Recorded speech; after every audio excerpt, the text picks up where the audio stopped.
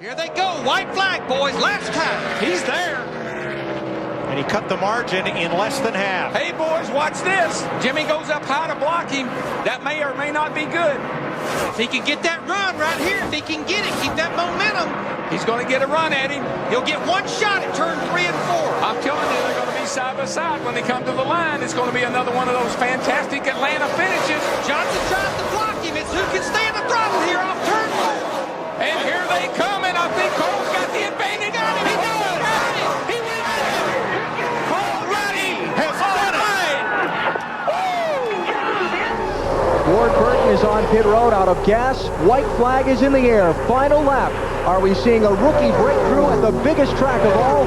Or can Bobby Labonte get a run and Labonte slow down? Is Labonte out of gas? He's out of fuel. Bobby Labonte's come up dry. He's definitely out of fuel. Now Biffle can try and breathe it and make sure he has enough because it's a long way back to Jeff Burton, 3 seconds. What an upset this is going to be. Final corner for Greg Biffle. There'll be a celebration in the Pacific Northwest tonight. There's his girlfriend Nicole. For Jack Roush, Greg Biffle is going to score a win at Daytona in just his 23rd NASCAR Winston Cup start. White flag, last lap for Dale Earnhardt Jr. Yeah, don't you know his heart's beating harder than that car is running right now? His grandfather, Ralph, former national champion, they called him Ironheart because he gave nothing on the racetrack. His father, 7-time Winston Cup champion, once dubbed Ironhead, and then the Intimidator. And how about this kid? He can coast on now, Mike. Checkered flag, Dale Earnhardt Jr. is Texas Motor Speedway's second first-time Winston Cup winner. His wife hoping that Davey can hang on for one more lap. And Joey Knuckles, the young crew chief on this car, may be winning his first Winston Cup event ever. No conversation. Joey just looking down, checking the stopwatch, checking the chart. He's making sure they've done everything right. Anything to keep your mind off of the emotion. Davey Allison, a half a lap to go. Let's watch and see if Davey Allison can win the Winston 500. He's in turns 3 and 4. He's on to the tri-oval, a short straightaway connecting turn 4 and the dog leg here in front of the grandstand. He's a few feet away from the checkered flag. There it is. Davey Allison wins. And he's still the fastest car on the racetrack. On Friday, he qualified for the 2007 Budweiser Shootout, a race he won back in February. Another half a lap here. He will be in the 2007 Nextel All-Star Challenge at Lowe's Motor Speedway. Yeah, he was always, you know, once you win that race, you were exempted from there on. You're in it at the Daytona, but you're not in the All-Star race, and this is going to do it for him because, guys, I think he might be an All-Star. Denny Hamlin rolls off turn 3 and he joins Dale Jarrett, Bobby Labonte, and Tony Stewart as winners for Joe Gibbs Racing.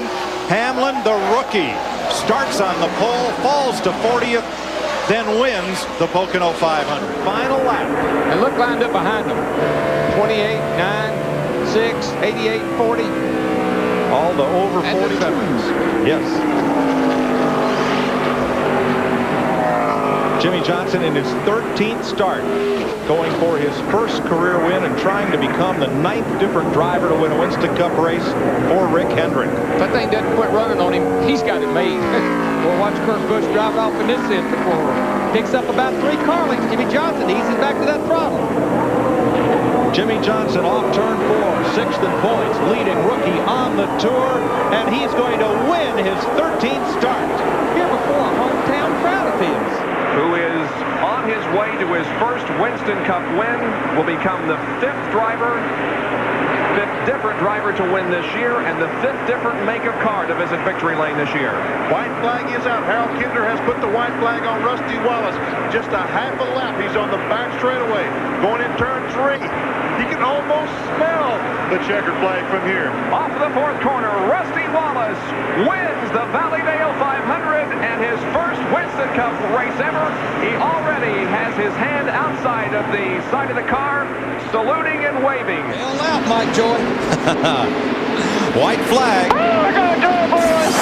right, he's already celebrating. Don't say anything yet. Get it on around here. One lap to go, man. Looking awesome. Looking awesome. One to go. Dale Earnhardt, Ernie Irvan, Elliott Sadler, Rusty Wallace, and now Kurt Busch is a first-time Winston Cup winner at Bristol. Jimmy Spencer a car length ahead of Ricky Rudd for second. And he'll do it this time. White flags in the air. Once he crosses that start-finish line. The biggest lap of Casey Kane's young racing life right here. And no pressure from behind. He took over the number 9 from legend Bill Elliott, who served as his mentor for a season, and now it's all his own. Off turn 4. Casey Kane is a winner at last. Boy, what a battle though for second and for fourth. They were poking and gouging back there for second. I'm telling you, Brian Newman was all over the back of Tony. As Matt Kenseth takes the white flag, the final lap of the Coca-Cola 600 in search of his first Winston Cup win. Moved right down to the bottom of the racetrack, exactly where he ran the lap before. Bobby Labonte is making a run at him, though, on this last lap. All Matt has to do now, though, is not make a mistake. Final set of corners.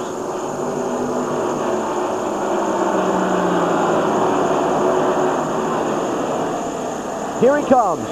Winston Cup win, number 1 in the Coca-Cola 600 for Wisconsin's Matt Kenseth. Last lap. One more, buddy. One more.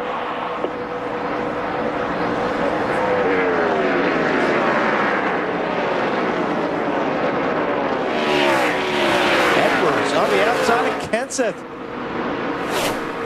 Whoa, he's got that thing hung out. And those points will hurt Matt trying to make the chase. He's going to lose another spot. Tony Stewart. Nerves are already through the roof. Through turns 3 and 4. Tomorrow the headlines will say Busch won at California. Here it is. But it'll be Kyle Busch. Kyle Busch wins at California. Yeah, get it, get it, get it. Yes, Cup winner by 4 days. Kyle Busch, baby. We had a photo finish here last race. We're getting ready for another one, folks. Get up off your seats. Here they go. For 2 in a row, trying to set him up. Gordon's going to make the big move on the inside when they get down here to turn 3. Slow car might be in the way. Here he comes. He's going to drive it to the bottom. Oh, Harvick's leaving a lot of bottom open. This slow car is going to be in the way. Just like a year ago, he's going to get him though. He's going to get him. Gordon got loose. It's Harvick. Harvick by inches. Harvick by inches. Davey Allison keeps his car in the middle of the racetrack. Dale Jarrett's car is on the low side. Off the 18 degrees of banking, they go down on 5 degrees of banking, and Dale Jarrett wiggles a little bit as they come out of the second corner. They bump, they touch, they rub, going down the backstretch, side by side, wheel to wheel. Who is it going to be in the Champion Spark Plug 400? Jarrett has the slight advantage as they go into the 3rd and 4th corners. Davey Allison battles back on the outside. It's going to be a photo finish. They touch coming down through the triangle at the line. Who wins it? I believe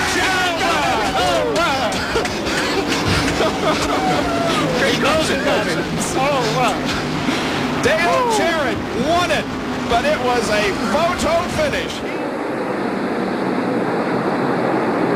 Stewart has a lot of traffic ahead of him, but I don't think it's going to be a factor in the race. They come down the backstretch. Bobby Labonte is still about 5 or 6 car lengths behind him. Here comes Tony Stewart off the corner.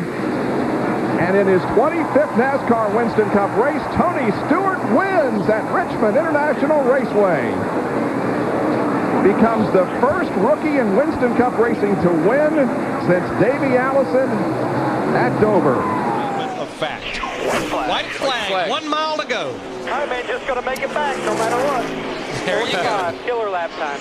How many laps has he led today, Mike? 215, Daryl. 215.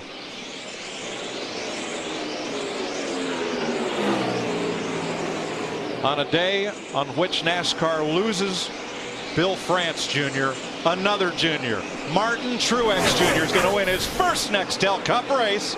Truex wins the Autism Speaks 400. Here he comes off of corner number 4, and Harold Kinder has the white flag in hand. There it is, displayed to Alan Kulwicki, who'll probably take no chances and may just let Rusty Wallace stay right there. He'll take no chances of becoming involved in any kind of an incident as he is on his last lap now with about a half-mile to go before his first Winston Cup victory ever.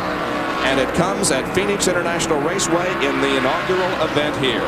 Alan Kulwicki from Greenfield, Wisconsin in his 85th start on the Winston Cup Series. Here he comes out of corner number 4.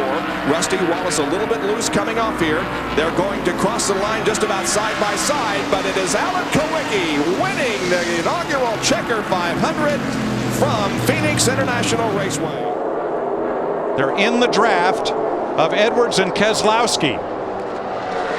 He's all over you here, just you and him. Carl Edwards restarted 8th.